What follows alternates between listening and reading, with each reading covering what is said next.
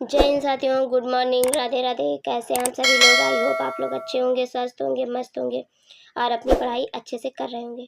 तो एक बार फिर से स्वागत है आपके अपने चैनल रोली क्लासेस में। हम फिर से हाजिर हैं एक नई सीरीज के साथ, जिसमें हम फर्स्ट एड एंड रेफरल से रिलेटेड सभी क्वेश्चंस को सॉल्व करेंगे और आपकी तैयारी को बेहतर बनाएंगे। तो आप सभी लोग जो जुनून के साथ जुड़ जाइए, सभी लोगों को शेयर कर दीजिए जो लोग इस क्लास को लेना चाहते हैं। तो आइए बिना समय गंवाइए इस क्लास को स्टार्ट करते हैं। आज की क्लास का पहला क्वेश्चन ये रहा आपकी स्क्रीन पे। आप लोग पढ़िए और बताइए इस क्वेश्चन का राइट आंसर क्या होगा। आज की क्लास आपके एग्जाम के पॉइंट ऑफ व्यू से बहुत इंपॉर्टेंट रहने वाली है, क्योंकि इस क्लास में जितने भी क्वेश्चंस हैं वो एएनएम, जीएनएम, बीएससी नर्सिंग में आए हुए प्रीवियस ईयर एग्जाम में क्वेश्चंस हैं और उम्मीद है आने वाले एग्जाम में आएंगे। इसलिए आप सभी को क्वेश्चन पढ़ना है और आंसर करना है। कोई भी क्वेश्चन स्किप नहीं करना है, लास्ट में स्कोर बता के जाना है।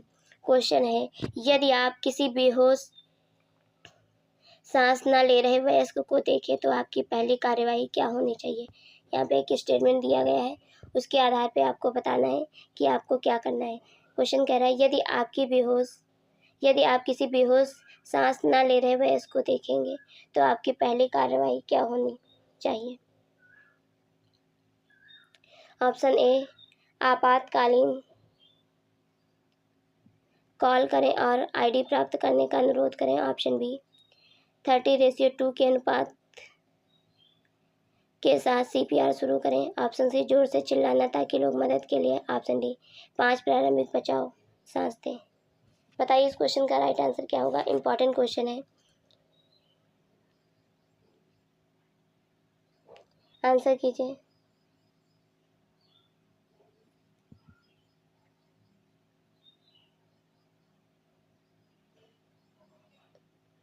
जल्दी जल्दी आंसर कीजिए।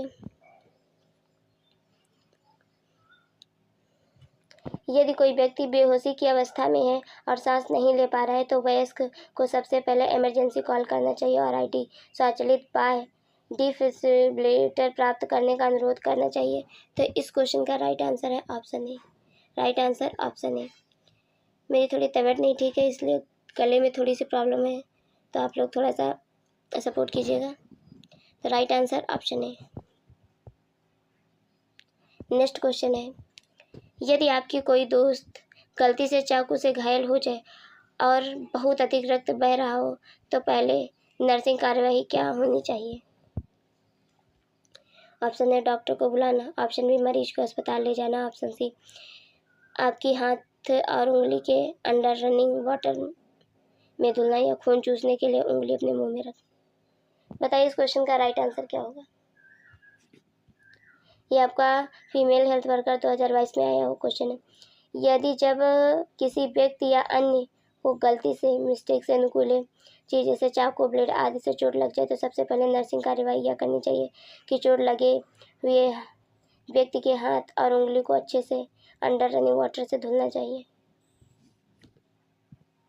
उसके बाद जो भी प्रक्रिया वो करनी चाहिए। तो इस क्वेश्चन का राइट आंसर है ऑप्शन सी। क्या है राइट आंसर? ऑप्शन सी है। नेक्स्ट क्वेश्चन ये रहा आपकी स्क्रीन पे, आप लोग पढ़िए और बताइए इसका राइट आंसर क्या होगा। क्वेश्चन है, बिजली से जलने की स्थिति में आपकी पहली कार्यवाही क्या होनी चाहिए। वायु मार्ग श्वसन और परिसंचरण के लिए पीड़ित का मूल्यांकन करें। ऑप्शन बी, विद्युत स्रोत का डिस्कनेक्ट करें। ऑप्शन सी, जले पर ठंडा पानी डालें। ऑप्शन डी, पीड़िता के परिवार के सदस्यों की काउंसलिंग करें। बताइए इस क्वेश्चन का राइट आंसर क्या होगा। बिजली से जलने की स्थिति में सबसे पहले विद्युत स्रोत को डिस्कनेक्ट करें और बाद में जले हुए हिस्से को कम से कम 20 मिनट तक बहते पानी के नीचे रखें और फिर उपलब्ध हो तो स्टेराइल गॉज पट्टी या साफ कपड़े से ढक दें। तो इस क्वेश्चन का राइट आंसर है ऑप्शन बी। राइट आंसर क्या है? ऑप्शन बी, विद्युत स्रोत को डिस्कनेक्ट करें। नेक्स्ट क्वेश्चन है, निम्नलिखित में से कौन सा कथन खुले फ्रैक्चर का सबसे अच्छा वर्णन करता है। ऑप्शन ए, फ्रैक्चर जिसमें हड्डी बाहर आ जाती है और त्वचा टूट जाती है। ऑप्शन बी, एक फ्रैक्चर जिसमें हड्डी मुड़ जाती है और विभाजित हो जाती है। ऑप्शन सी, एम्बोलिज्म जैसी कई जटिलताओं के साथ फ्रैक्चर। ऑप्शन डी, एक फ्रैक्चर जिसमें हड्डी के सिरे चारों ओर से हिल जाते हैं। यहाँ पर आपसे पूछा है खुले फ्रैक्चर का सबसे अच्छा वर्णन कौन करता है, बताइए इसका राइट आंसर क्या होगा। इम्पॉर्टेंट क्वेश्चन है। खुला फ्रैक्चर को कंपाउंड फ्रैक्चर के रूप में भी जाना जाता है। यह एक टूटी हुई हड्डी है जो त्वचा को छेदती है और एक खुला घाव छोड़ देती है।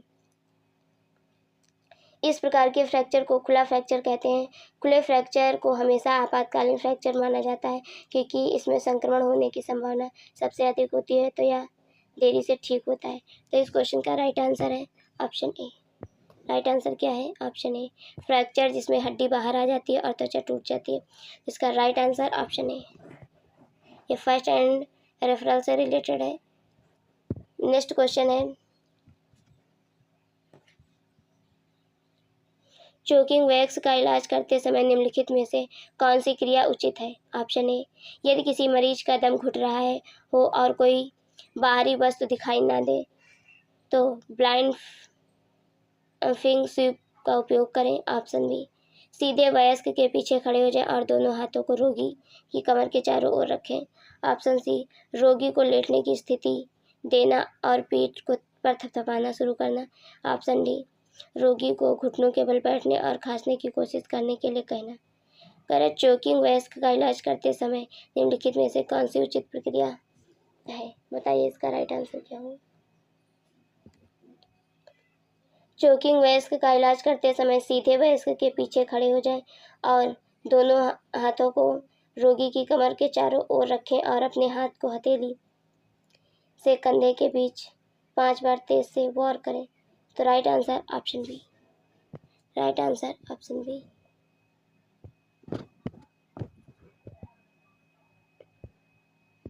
नेक्स्ट क्वेश्चन है, घाव पर ड्रेसिंग और पट्टियां लगाने के उद्देश्य का सबसे अच्छा वर्णन कौन सा है? ऑप्शन ए, पीड़ित का दर्द कम करना। ऑप्शन बी, आंतरिक रक्तस्राव को कम करना। ऑप्शन सी, पीड़ित को अस्पताल। ऑप्शन डी, रक्तस्राव को नियंत्रण करने और संक्रमण को रोकने में मदद करना।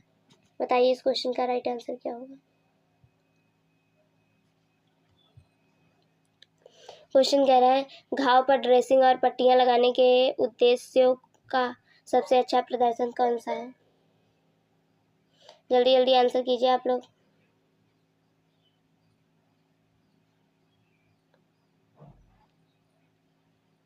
घाव पर ड्रेसिंग और पट्टियां लगाने का उद्देश्य यह है कि घाव का संक्रमण से बचाना और रक्तस्राव को नियंत्रित करना, जिससे घाव को भरने में मदद मिले। तो इसका राइट आंसर है option D. Right answer option D.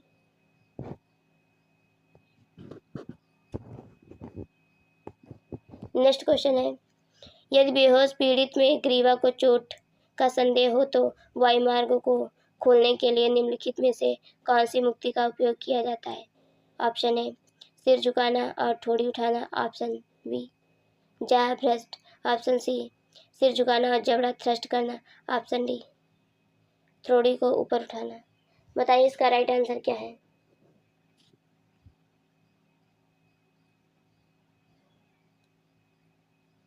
बताइए, ये यहाँ पे भ्रष्ट नहीं है, थ्रस्ट होगा, था है, क्या है,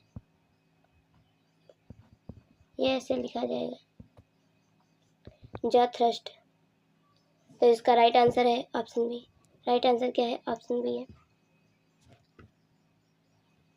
जॉ थ्रस्ट बेहोश या ऐसे मरीजों के वायुमार्ग को खोलने के लिए इस्तेमाल की जाने वाला एक विधि है जो अपने वायुमार्ग को नियंत्रित नहीं कर सकते हैं। इस विधि में मरीज के जबड़े को आगे की ओर झुकाया जाता है जिससे जीभ गले के पीछे से दूर चली जाती है। इसमें वायुमार्ग खुला रहता है। इस प्रक्रिया का इस्तेमाल खासतौर पर संदिग्ध रीढ़ की हड्डी की चोट वाले मरीजों को वायुमार्ग खोलने के लिए किया जाता है। तो right answer option. Next question है, यदि रीढ़ की हड्डी में चोट लगने का संदेह हो तो बेहोश मरीज को हिलाने के लिए निम्नलिखित में से किस तकनीकी का उपयोग किया जाता है? ऑप्शन ए, मरीज को स्ट्रेचर पर ले जाएं। ऑप्शन बी, लॉन्ग रोलिंग तकनीकी। ऑप्शन सी, मरीज को व्हील चेयर पर ले जाएं। ऑप्शन बी, हाँ ठीक है, ऑप्शन डी, मरीज को 5 व्यक्तियों की सहायता से सड़क से एम्बुलेंस तक ले जाएं। बताइए इस क्वेश्चन का राइट आंसर क्या होगा। आप सभी को आंसर करना है, जल्दी जल्दी आंसर करना है। तो इस क्वेश्चन का राइट आंसर है option B. Right answer option B, long rolling तकनीकी। यदि रीढ़ की हड्डी में चोट लगने का संदेह है तो बेहोश मरीज को हिलाने के लिए लॉन्ग रोलिंग टेक्निक का उपयोग किया जाता है ताकि बेहोश रोगी को रिकवरी स्थिति में रख सके तथा गर्दन की रीढ़ की हड्डी को हर समय तटस्थ स्थिति में रखे ताकि उसे मुड़ने या झुकने से रोका जा सके। तो राइट आंसर ऑप्शन बी।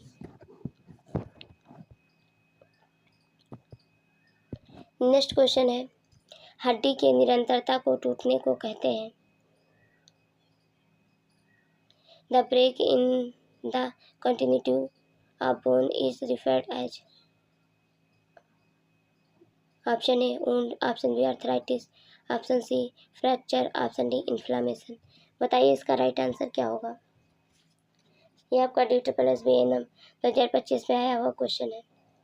हड्डी का फ्रैक्चर हड्डी के ऊतकों की निरंतरता में पूर्ण या आंशिक विराम है। हड्डी के फ्रैक्चर होने के कई अलग अलग तरीके हैं, बंद फ्रैक्चर, खुला फ्रैक्चर, स्ट्रेस फ्रैक्चर। तो इसका राइट आंसर है option C. Right answer option C. Next question है, which is not one of objective of first aid. कौन सा प्राथमिक चिकित्सा के उद्देश्यों में से एक नहीं है, ये आपको फाइंड करना है। Option A to prolong the treatment, option B to preserve life, option C to prevent future injury, option D to put the injured under medical care at the earliest. बताइए इसका राइट आंसर क्या होगा। Important question है और ये question आपका UPSSC ANM 2022 में आया हुआ क्वेश्चन है। उपचार को लंबे समय करना या प्राथमिक उपचार का उद्देश्य नहीं है, तो इसका राइट आंसर ऑप्शन ए है। राइट आंसर क्या है, ऑप्शन ए। इसमें कह रहा है कि टू प्रोलॉन्ग द ट्रीटमेंट, उपचार को लंबा करने के लिए। फर्स्ट एड का मतलब क्या होता है, जो भी जल्दी से जो भी कार्य कर सकें और उसको हॉस्पिटल तक पहुंचा दें। तो राइट आंसर ऑप्शन है। नेक्स्ट क्वेश्चन है, आमतौर पर कोहनी और टखनों जैसे जोड़ों पर बंधी हुई पट्टियों को क्या कहा जाता है। Cap line bandage, figure of 8 और स्पाइका या रिवर्स स्पाइका। बताइए इसका राइट आंसर क्या होगा। और ये क्वेश्चन आपका UPSSC ANM 2022 में आया हुआ क्वेश्चन है। पट्टियों का इस्तेमाल जोड़ों को चोट के मामले में जोड़ों को सहारा देना, घुटने, कोहनी और टखनों को जैसे घायल जोड़ों के लिए किया जाता है। इस पट्टी में वैकल्पिक रूप से दो भागों को जोड़ के ऊपर और नीचे इस प्रकार से लगाया जाता है कि यह 8 की आकृति को दर्शाता है। जिसका राइट आंसर है option B. Right answer option B, figure of 8। Next question ये रहा, नुकीले उपकरणों को लगने वाले घाव को क्या कहते हैं। बताइए। नुकीले उपकरणों से लगने वाले घाव को क्या कहते हैं। ऑप्शन ए चीरा घाव, ऑप्शन बी फटा हुआ घाव, ऑप्शन सी कुचलने का घाव, ऑप्शन डी छिद्रित घाव। बताइए इसका राइट आंसर क्या होगा।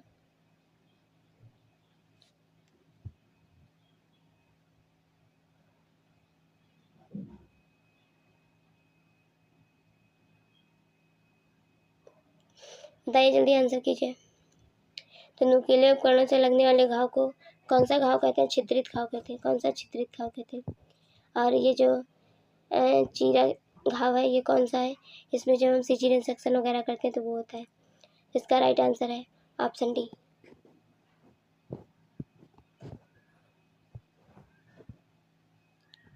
नेक्स्ट क्वेश्चन है, जब रोगी का प्राण निकलने से पहले बचाया जाता है या जब अस्थायी रूप से जीवित रहता है तब उसे क्या कहा जाता है।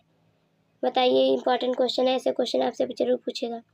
ऐसे क्वेश्चन ANM में कम, GNM में 80, नर्सिंग में ज़्यादा पूछे जाते हैं। जब रोगी का प्राण निकलने से पहले बचाया जाता है या जब स्थायी रूप से जीवित रहता है तब उसे क्या कहा जाता है। Option A near drowning, option B fresh water drowning, option C secondary drowning, option D dry drowning. बताइए इसका राइट आंसर क्या होगा। नियर ड्राउनिंग तब होता है जब किसी व्यक्ति की डेथ होने से पहले बचाया जाता है या जब अस्थायी रूप से जीवित रहता है। ड्राउनिंग विश्व भर में अनजाने में होने वाली मृत्यु का तीसरा प्रमुख कारण है, जो चोट से संबंधित सभी मौतों का 7% है या ज़्यादातर बच्चों में होता है। इसका राइट आंसर है option A, near drowning. Right answer option A, near drowning. Next question है, टी बाइंडर किस स्थान पर ड्रेसिंग को सुरक्षित करने के लिए सबसे प्रभावी होता है? टी बाइंडर किस स्थान पर ड्रेसिंग को सुरक्षित करने के लिए सबसे प्रभावी होता है? रेक्टम, एब्डोमेन, चेस्ट या आर्म? बताइए इसका राइट आंसर क्या होगा।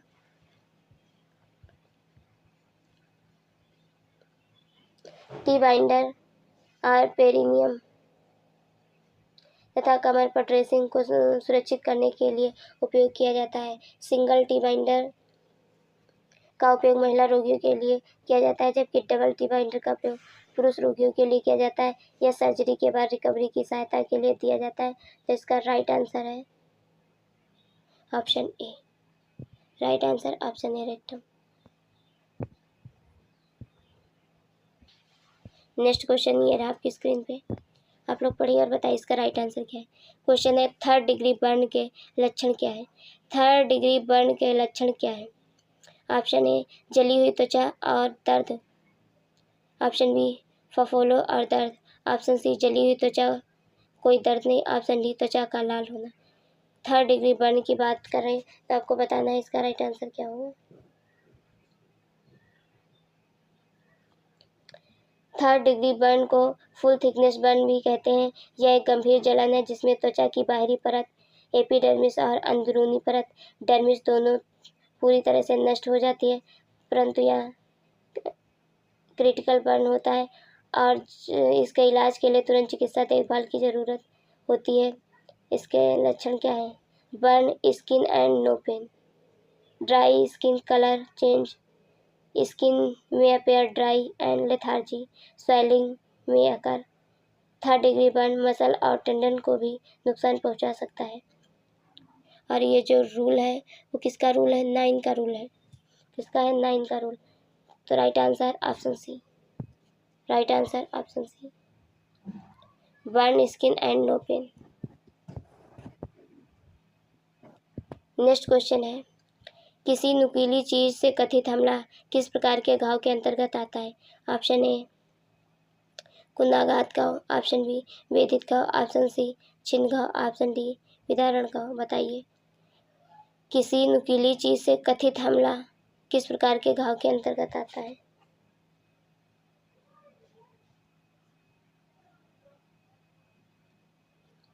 जब किसी व्यक्ति को किसी शार्प ऑब्जेक्ट से इंजरी होने पर जो घाव दिखाई देता है वह पंचर वुंड के अंतर्गत आता है। इसके कई कारण होते हैं, डॉग बाइट्स होता है या नाइफ अटैक होता है। इसका राइट आंसर क्या है? Option B. Right answer option B. Next question है, जब कोई व्यक्ति पानी में डूब गया हो और सांस नहीं ले पा रहा हो तो आपको क्या करना चाहिए? Option A, bowl of the water out, पानी बाहर निकालें। Option B, start CPR। Option C, check the pulse. Option D, notify a lifeguard. बताइए इसका राइट आंसर क्या होगा। यदि किसी को डूबने से बचाया गया है, वह सांस नहीं ले पा रहा है तो प्राथमिक उपचार क्या करें? पीड़ित को सुरक्षित स्थान पर ले जाएं, सांस लेने की जांच करें, बचाव की सांस दें, छाती पर दबाव डालें, CPR शुरू करें, इमरजेंसी मेडिकल सर्विसेज आने तक व्यक्ति की नाड़ी और सांस की जांच करें तथा CPR दें। यदि व्यक्ति पुनः सांस लेने लगे तो गर्म कपड़े प्रदान करें। Right answer option B. Right answer option B.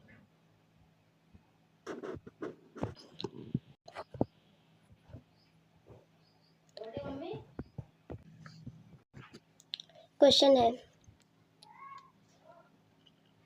निम्न दिए गए सभी कदम आपात स्थिति के दौरान पालन किए जाने वाले मुख्य कदम है। मतलब एक को छोड़कर दिए गए सभी कदम आपात स्थिति के दौरान पालन किए जाने वाले मुख्य कदम है। Help, first aid, rehabilitation, security. बताइए इसका राइट आंसर क्या होगा। आपात स्थिति में व्यक्ति को सर्वप्रथम मदद करनी चाहिए, सुरक्षा प्रदान करनी चाहिए, यदि आवश्यकता हो तो प्राथमिक चिकित्सा प्रदान करनी चाहिए, परंतु रिहेबिलिटेशन को व्यक्ति के सामान्य हो जाने पर रिहेबिलिटेशन सर्विसेज दी जानी चाहिए। तो इसका राइट आंसर है ऑप्शन सी। राइट आंसर क्या है? Option C, rehabilitation. Next question है, कुत्ता काटने का तत्काल उपचार है। हॉस्पिटलाइज, अस्पताल में भर्ती। Option B, application of antiseptic. Option C, wash wound with soap and water. और option D, suturing of wound. बताइए इसका राइट आंसर क्या होगा? कुत्ता काटने का तत्काल उपचार क्या है? Immediate treatment of drug bite itch. कुत्ता काटने का तत्काल उपचार, घाव को साबुन और पानी से धोएं। रक्त के प्रवाह को रोकने के लिए घाव पर एक साफ कपड़े से ढक दें और घाव पर एंटीबायोटिक मलहम या ऑइंटमेंट लगाना चाहिए। कुत्ते के काटने पर एंटी रेबीज सुई पहले 3, फिर 7, फिर 14 दिन और फिर 28 दिन पर दी जाएगी। तो इसका राइट आंसर है ऑप्शन सी। राइट आंसर क्या है? Option C. तो क्या करेंगे सबसे पहले, जब भी कोई कुत्ता किसी को काटता है तो पहले घाव को साबुन और पानी से धोएंगे, वो भी रनिंग वाटर से। नेक्स्ट क्वेश्चन है,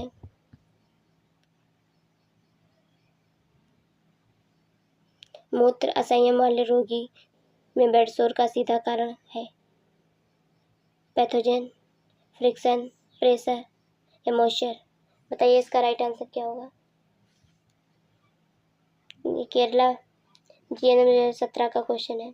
मूत्र संयम वाले व्यक्ति को बेड सोर का सीधा कारण है मॉइस्चर, नमी होता है। व्रत में मूत्र संयम, मूत्राशय या पेल्विक फ्लोर की मांसपेशियां ढीली हो जाना, मूत्र पर संक्रमण हो जाना, मूत्र की रुकावट में मूत्र का रुकना, अतिप्रवाह प्रवाह से असंयम होता है। तो इसका राइट आंसर है ऑप्शन डी, नमी, मॉइस्चर। नेक्स्ट क्वेश्चन है, हेमलिच मैन्यूअर का प्रयोग प्रबंधन के लिए प्राथमिक चिकित्सा के रूप में किया जाता है। Option A, choking. Option B, positioning. Option C, shock. Option D, burns. बताइए इसका राइट आंसर क्या होगा? हेमलिच मैन्यूअर घुटने के लिए एक प्राथमिक चिकित्सा पद्धति है जिसका उपयोग वयस्कों और बच्चों पर कर सकते हैं। हेमलिच मैन्यूअर का दूसरा काम पेट पर जोर से प्रेशर देना होता है। इसका राइट आंसर है option A. Right answer option है चोकिंग।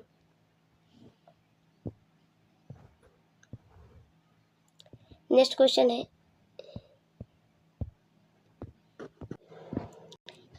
ये रहा, आप लोग पढ़िए और बताइए इसका राइट आंसर क्या है। क्वेश्चन है, 9 का नियम, रूल्स ऑफ 9 की गंभीरता की पहचान करने में सहायता करता है। हेमरेज, बर्न, ग्रोथ रिटार्डेशन या फिर फिजिकल डिसेबिलिटी। रूल ऑफ 9 किसके लिए यूज करते हैं ये आपको बताना है। हेमरेज के लिए करते हैं, बर्न्स के लिए करते हैं। द रूल्स ऑफ 9 जलने की गंभीरता की पहचान करने में सहायता करता है। इसका उपयोग जले हुए व्यक्ति के उपचार की आवश्यकता को आसानी से गणना करने के लिए करते हैं तथा चिकित्सक जले हुए क्षेत्र में देखने कि शरीर का कितना प्रतिशत हिस्सा जला है। तो इसका राइट आंसर है option B. Right answer option B, जलन। नेक्स्ट क्वेश्चन है, बैड ब्रेथ इज कॉल्ड, सांसों की दुर्गंध को कहते हैं। ट्यूबरकुलोसिस, हेलियोटोसिस, पेडिकुलोसिस या मायोकोसिस है। बताइए इसका राइट आंसर क्या होगा?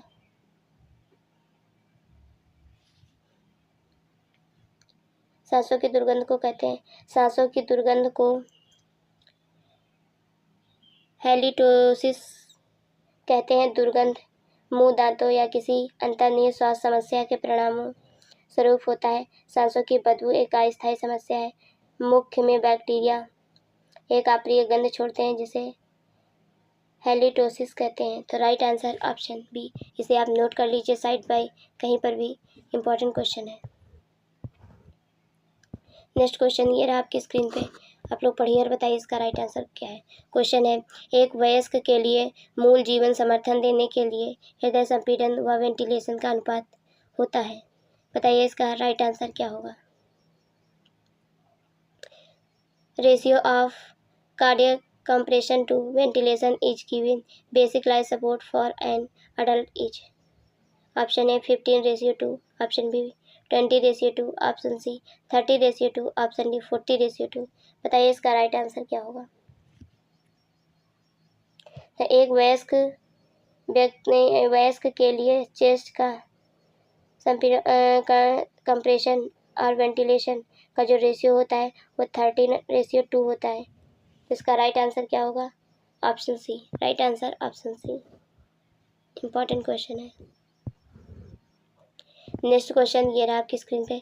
ग्रीन स्टिक प्रकार का फ्रैक्चर सामान्यतः निम्न में से किस समूह में होता है। चिल्ड्रन, एल्डरली पीपुल, वुमेन या फिर अपसिस पर्सन, मोटे व्यक्ति में। ग्रीन स्टिक फ्रैक्चर का सामान्यतः किस समूह में होता है। तो ग्रीन फ्रैक्चर किस में होता है। ग्रीन जो लकड़ी होती है वो कैसे टूट जाती है, कितनी आसानी से। तो ग्रीन स्टिक फ्रैक्चर एक प्रकार की हड्डी का फ्रैक्चर है। ग्रीन स्टिक फ्रैक्चर में हड्डी एक तरफ से टूट जाती है और दूसरी तरफ से जुड़ी रहती है। ग्रीन स्टिक फ्रैक्चर 10 वर्ष से कम उम्र के बच्चों में होता है क्योंकि बच्चों की हड्डियां वयस्क की तुलना में नरम और भंगुर होती है। ग्रीन स्टिक फ्रैक्चर में ज़्यादातर लंबी हड्डियों को प्रभावित होती है जिसमें humerus, radius, ulna, femur, fibula आदि शामिल है। तो इसका राइट आंसर है ऑप्शन ए, बच्चों में होता है। ग्रीन स्टिक से समझ जाना, बच्चों में। नेक्स्ट क्वेश्चन है, वैक्सीन एक ऐसी वैक्सीन है जो एक अत्यधिक संक्रामक वायरल संक्रमण को रोकती है जो श्वसन तंत्र विशेषकर फेफड़ों और श्वास नली ट्रैकिया को प्रभावित करती है। पोलियो, खसरा, इन्फ्लुएंजा, काली खांसी। बताइए इसका राइट आंसर क्या होगा।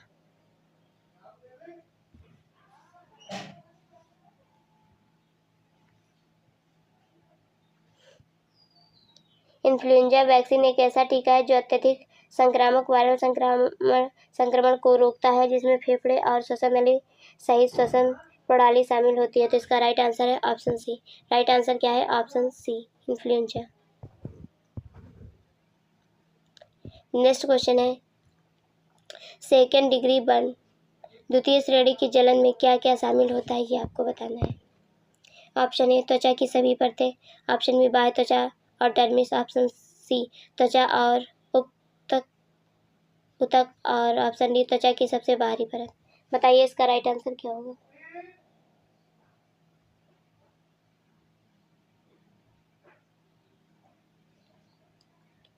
बताइए, जल्दी जल्दी आंसर कीजिए। दूसरी त्वचा का जलन या सेकेंड डिग्री बर्न, इसमें आंशिक मोटाई वाला जलन भी कहा जाता है। इस प्रकार के जलन में स्किन की एपिडर्मिस और डर्मिस लेयर प्रभावित होती है। तो इसका राइट आंसर है option B. Right answer option B.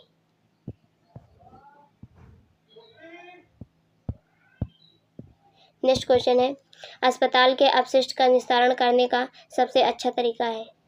भस्मीकरण, dumping, कीटाणु शोधन या अल्कोहल से पूछना। बताइए इसका राइट आंसर क्या होगा। अस्पताल के अपशिष्ट का निस्तारण करने का सबसे अच्छा तरीका है। बताइए, जल्दी जल्दी आंसर कीजिए। अस्पताल के कचरे के निपटान का सबसे अच्छा तरीका है भस्मीकरण। भस्मीकरण का मतलब है घरेलू कचरे को जलाना, जिसे गैर खतरनाक नगरपालिका ठोस अपशिष्ट के रूप में भी जाना जाता है। चूँकि भस्मीकरण से बिजली पैदा होती है, इसीलिए भस्मीकरण कचरे का ऊर्जा बनाने वाली सुविधाओं में होता है। तो right answer option A. Right answer क्या है। Option A. नेक्स्ट क्वेश्चन है, बीसीजी वैक्सीन का उपयोग किया जाता है hepatitis, diphtheria, tuberculosis, polio. BCG का वैक्सीन उपयोग किया जाता है किसके लिए। बीसीजी का फुल फॉर्म है बैसिलस कॉलमेट गुरिन का टीकाकरण क्षय रोग या ट्यूबरकुलोसिस के लिए किया जाता है। क्षय रोग एक संक्रामक जीवाणु जनित रोग है जो माइकोबैक्टीरियम ट्यूबरकुलोसिस नामक जीवाणु से होता है। इसका राइट आंसर है option C. Right answer option C. और इसके ट्रीटमेंट के लिए डॉट थेरेपी चलती है। तो right answer option C. Next question है, क्योंकि आपके एग्जाम के पॉइंट ऑफ व्यू से जो नेशनल इम्यूनाइजेशन शेड्यूल है वो बहुत इंपॉर्टेंट है, उसको आप अच्छे से रट लीजिए। ओपीवी किस प्रकार दिया जाता है। ओरली, इंट्रामस्कुलर, सबक्यूटेनियसली या इंटरवेशनली। बताइए इसका राइट आंसर क्या होगा। तो आप सभी को पता है इसका फुल फॉर्म ही है ओरल पोलियो वैक्सीन। तो कैसे दी जाएगी ओरल। तो इसका राइट आंसर है option A. Right answer option A. Next question है, पेंटावैलेंट वैक्सीन में शामिल है पेंटावैलेंट में शामिल है कौन कौन सी? PCV plus HIV plus hepatitis B. Option B MMR plus Hib plus PCV। Option C DPT plus hepatitis B plus Hib. Option D DPT plus hepatitis B और प्लस PCV। बताइए इसका राइट आंसर क्या होगा? जल्दी जल्दी answer कीजिए आप सभी लोग।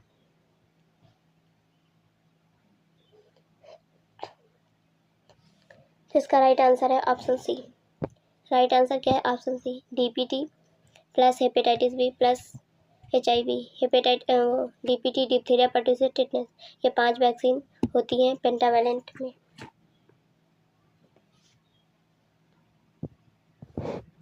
नेक्स्ट क्वेश्चन ये रहा आपकी स्क्रीन पे, आप लोग पढ़िए और बताइए इसका राइट आंसर क्या है। सूखे अपशिष्ट का निस्तारण करने का सबसे आसान तरीका कौन सा है? कंट्रोल टिपिंग, भस्मीकरण, खाद बनाना, डंपिंग या कंपोस्टिंग। बताइए इसका राइट आंसर क्या होगा।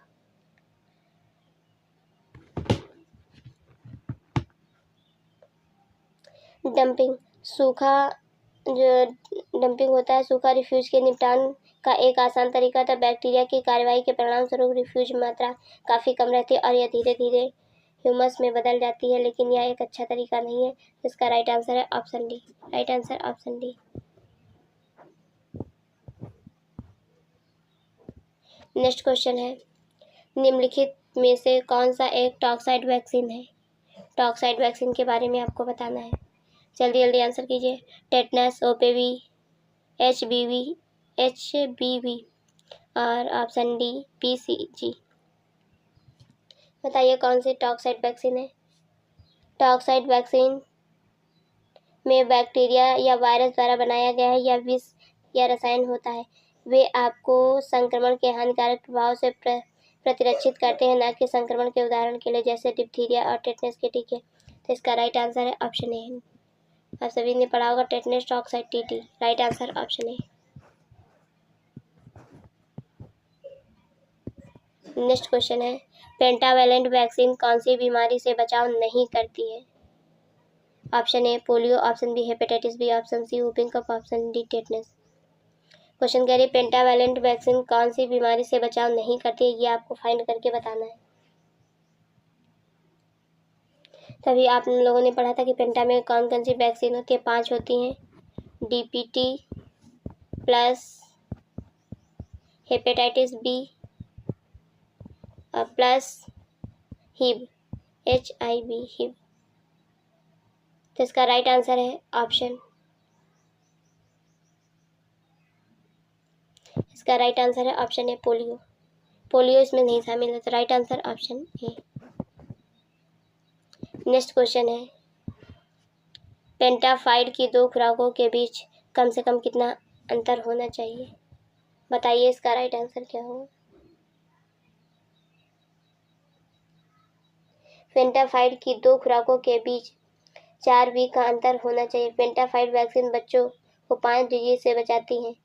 वही है आपके जो पेंटाफाइड मतलब pentavalent. Diphtheria, pertussis, tetanus, hepatitis B and hip, influenza type B. पहली डोज 6 वीक में, दूसरा 10 वीक में एंड फोर्थ जो तीसरा लगेगा वो 14 वीक में, 14 सप्ताह में लगेगा।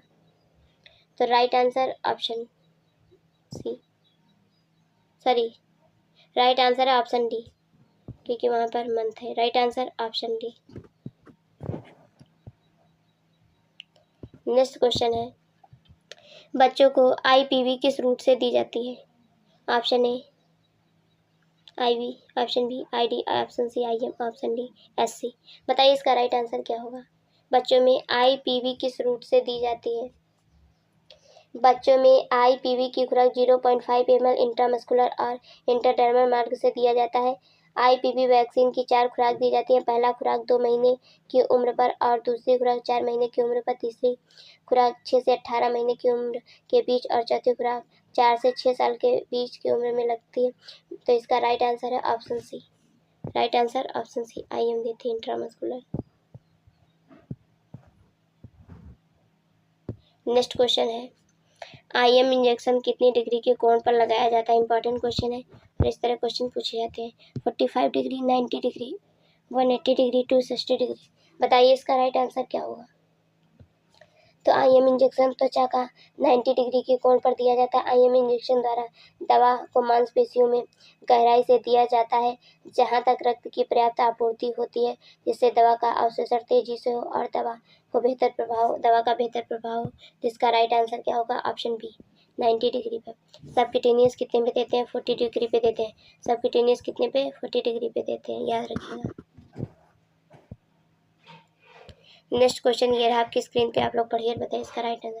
क्वेश्चन है किडनी ट्रे का क्या उपयोग है? किडनी ट्रे का क्या उपयोग है? ऑप्शन ए घाव को साफ करने के लिए, ऑप्शन बी रोगी का अच्छी तरह से परीक्षण करने के लिए, ऑप्शन सी ड्रेसिंग को कवर करने और बांधने के लिए, ऑप्शन डी व्यर्थ सामग्री को एकत्रित करने के लिए। बताइए इसका राइट आंसर क्या होगा? किडनी ट्रे का उपयोग व्यर्थ सामग्री, वेस्ट मटेरियल को एकत्रित करने के लिए किया जाता है। इसका आकार बेसिन के आकार जैसा होता है, जिसका व्यापक रूप से ड्रेसिंग और अन्य पट्टियों, छोटे उपकरण, गंदे ड्रेसिंग और अन्य चिकित्सा कवच को ले जाने के लिए और सर्जिकल प्रक्रियाओं का उपयोग किया जाता है। तो इसका राइट आंसर है option D. Right answer option D. आप सभी ने देखा होगा हॉस्पिटल में तो किडनी ट्रे लेके आती हैं, जब ड्रेसिंग वगैरह करती हैं, वैक्सीन लगाती फिर तब भी उसमें करती हैं, क्योंकि इसमें वेस्ट मटेरियल रखते हैं और इसमें लिक्विड वेस्ट मटेरियल रखते हैं, और जो पेपर बैग होता है उसमें ड्राई वेस्ट मटेरियल रखते हैं। कभी कभी पूछ लेता है पेपर बैग का यूज क्या होता है। नेक्स्ट क्वेश्चन है हेपेटाइटिस बी की 0 खुराक कब लगाई जाती है? बताइए इस क्वेश्चन का राइट आंसर क्या है, और ये इंपॉर्टेंट क्वेश्चन है। During pregnancy, option B at the age of 6 weeks, option C at age of 10 weeks, option D at the time of birth. तो बताइए इसका राइट आंसर क्या है? हेपेटाइटिस बी वैक्सीन जन्म मतलब एट बर्थ दिया जाता है। इसकी खुराक जन्म के समय 0.5 ml दिया जाता है। इस वैक्सीन को 24 घंटे के अंदर दिया जाता है। तो इसका राइट आंसर है ऑप्शन डी। राइट आंसर क्या है? ऑप्शन डी है। नेक्स्ट क्वेश्चन ये रहा आपकी स्क्रीन पे, आप लोग पढ़िए और बताइए इसका राइट आंसर क्या होगा। क्वेश्चन है उपकरणों के प्रभावी तरीके से स्टेरिलाइजेशन हेतु ऑटोक्लेव में तापमान कितना होता है? बताइए, ये इंपॉर्टेंट क्वेश्चन है, 2019 में आया हुआ क्वेश्चन है। प्रभावी उपकरणों को भी संक्रमण करने के लिए 1 to 1 डिग्री तापमान व 1.05 kg के दाब पर करना चाहिए। ऑटोक्लेविंग का जो समय होता है वो 20 से 30 मिनट का होना चाहिए। उच्च दाब से क्षतिग्रस्त उपकरणों को इस विधि द्वारा भी संक्रमित नहीं करना चाहिए। तो इसका राइट आंसर ऑप्शन सी। कितना होना चाहिए ऑटोक्लेव? और बॉइलिंग पॉइंट कितना होता है? 100 डिग्री सेल्सियस होता है। और ऑटोक्लेव में कितना होता है? तो 1 to 1 degree Celsius. Right answer option C. Next question है रोटा वायरस वैक्सीन किस मार्ग से दी जाती है? ID, IM, IASC या ओरल? बताइए, जल्दी जल्दी आंसर कीजिए। रोटा वायरस वैक्सीन बच्चों को ओरल दिया जाता है। बच्चों में रोटा वायरस वैक्सीन की 3 से 5 बूंद दी जाती है। वैक्सीन का मुख्य रूप से दस्त व उल्टी और पेट दर्द के लिए दिया जाता है। इनको लाइव अटेंडेंट वायर वैक्सीन भी कहते हैं। इनकी 3 डोज होती हैं। फर्स्ट डोज 6 वीक पे, सेकेंड डोज 10 वीक पे एंड थर्ड डोज 14 वीक पे देते हैं। तो कितनी देते हैं? 5 ड्रॉप देते हैं। Right answer option D, oral देते हैं। कैसे देते हैं? ओरल। नेक्स्ट क्वेश्चन ये रहा आपकी स्क्रीन पे, बताइए इसका राइट आंसर क्या? क्वेश्चन है खसरे का टीका किस मार्ग से लगाया जाता है? खसरे के टीके में और MMR के टीके में बहुत कन्फ्यूजन रहती है, क्योंकि कुछ बुक में कुछ और देते हैं, किसी बुक में कुछ और देते हैं। तो खसरे का जो टीका है उसका जो इंक्यूबेशन पीरियड है वो 10 से 14 दिन का होता है। यह वैक्सीन सबक्यूटेनियस मार्ग 0.5 ml दिया जाता है। कहीं कहीं पर IM भी लिखा रहता है, तो आपको कंफ्यूज नहीं होना है, SC ही देना है। Right answer option C, subcutaneous. Next question है कौन सा टीका 6 सप्ताह की उम्र पर नहीं लगाया जाता है? IPV, rota virus, measles vaccine, पेंटाफाइड 5। बताइए इसका राइट आंसर क्या होगा? कौन सा टीका 6 सप्ताह की उम्र पर नहीं दिया जाए? IPV, rota virus, measles vaccine या पेंटाफाई? बताइए इसका राइट आंसर क्या होगा। बच्चों में खसरे का टीका 6 वीक की उम्र पर नहीं दिया जाता है। खसरा एवं तीव्र संक्रामक वायरल बीमारी है। इसमें बच्चे में बुखार आना, नाक बहना, खांसी, आंखें लाल हो जाना, त्वचा पर दाने आदि संक्रामक बीमारी होती है। खसरे का टीका बच्चों में 9 से 12 माह पे दिया जाता है। पहला जो डोज होता है, तो इसका राइट आंसर है option C. Right answer option C, measles vaccine. Next question ये रहा आपकी स्क्रीन पे, बताइए इसका राइट आंसर क्या हो। कौन सा टीका जन्म के समय लगाया जाता है? BCG, पेंटावैलेंट, मीजल्स या फिर booster dose of DPT?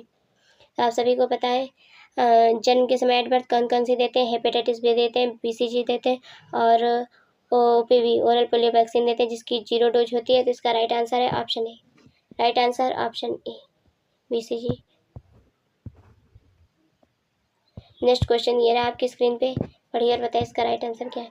Question है, गर्भवती महिला में लगाए जाने वाले BCG टीकों की संख्या कितनी होती है? बताइए इसका राइट आंसर क्या होगा।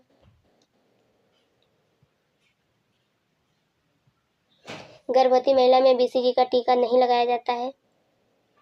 BCG बच्चों की दवा है होती है। BCG का टीका बच्चों में ट्यूबरकुलोसिस के लिए दिया जाता है। यह टीका वैक्सीन जन्म के तुरंत बाद दिया जाता है एट बर्थ, जबकि गर्भवती महिला को TT first, TT second vaccine लगाई जाती है। तो इसका राइट आंसर होगा ऑप्शन डी। राइट आंसर क्या होगा? ऑप्शन डी होगा। कंफ्यूज नहीं होना है कि 2 पे टिक करके TT को याद करके याद आया हाँ TT लगाते हैं, अर्ली TT फर्स्ट और उसके 4 वीक बाद सेकेंड TT। नहीं, यहाँ पे BCG को पूछा है, तो right answer option D. Next question है, समस्त चिकित्सालय स्टाफ को कौन सा टीका लगाना चाहिए? समस्त चिकित्सालय स्टाफ को कौन सा टीका लगाना चाहिए? ऑप्शन ए हेपेटाइटिस ए टीकाकरण, ऑप्शन बी हेपेटाइटिस बी टीकाकरण, हेपेटाइटिस सी टीकाकरण, ऑप्शन डी हेपेटाइटिस ई टीकाकरण। बताइए इसका राइट आंसर क्या होगा। तो हेपेटाइटिस बी एक टीका है। इसका उपयोग हेपेटाइटिस बी वायरस के संक्रमण को रोकने के लिए किया जाता है। यह टीका लीवर संक्रमण जैसी बीमारी को रोकने के लिए किया जाता है। यह एक लाइव वैक्सीन है तथा यह वैक्सीन बच्चों के जन्म के पश्चात लगाई जाती है, जिसका खुराक होता है 0.5 ml। इसका राइट आंसर है option B, hepatitis B.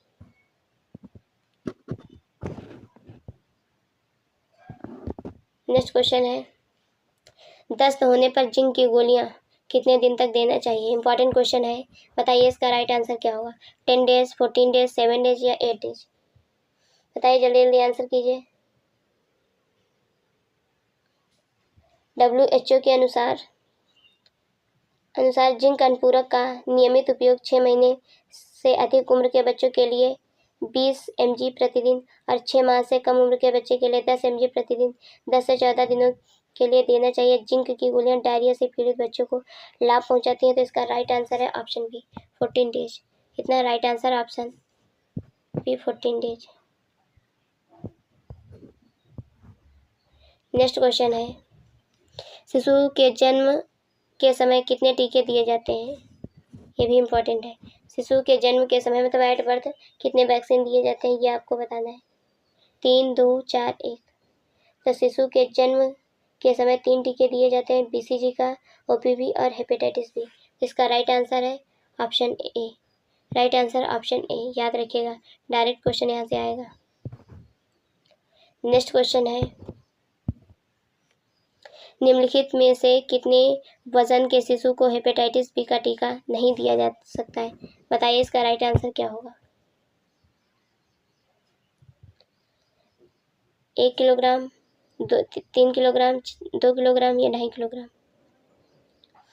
2 kilogram वजन से शिशु को हेपेटाइटिस बी का टीका नहीं दिया जाता है। हेपेटाइटिस बी वैक्सीन का राष्ट्रीय टीकाकरण श्रेणी में शामिल लिया गया है।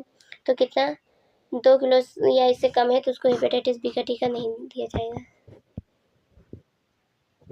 Next question and last question, बताइए इसका राइट आंसर क्या होगा।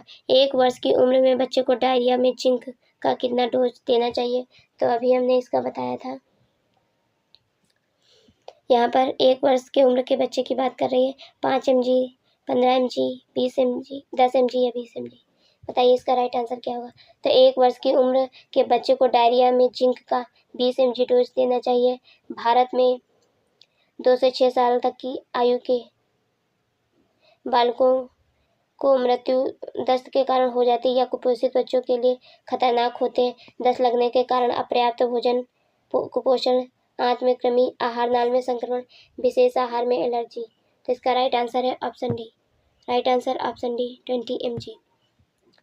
तो आप सभी लोग बताएंगे कि 50 क्वेश्चंस में आप लोगों का टोटल स्कोर क्या रहा। वीडियो अच्छी लगी हो तो लाइक कीजिए, शेयर कीजिए, चैनल पर नए हो तो सब्सक्राइब कीजिए, बेल आइकन को भी प्रेस कीजिए ताकि आने वाली हर एक नोटिफिकेशन आप सभी को मिल सके। अगर कोई भी क्वेश्चन से रिलेटेड क्वेरी है तो आप लोग कमेंट बॉक्स में कमेंट जरूर करेंगे और आप लोग टेलीग्राम से ज़रूर ज्वाइन करेंगे। टेलीग्राम का लिंक इसी डिस्क्रिप्शन बॉक्स में दिया गया है, क्योंकि उस पर कोई भी न्यूज़ रहती है तो मैं उस पर पोस्ट कर देती हूँ, तो आप लोग वहाँ से देख सकते हैं। तो आप लोग ज़रूर ज्वाइन कीजिए। और PDF चाहिए तो मुझे कमेंट बॉक्स में आपको कमेंट करना पड़ेगा, फिर PDF मिलेगी। तो मिलते हैं नेक्स्ट वीडियो में, तब तक के लिए bye bye, take care, thank you so much.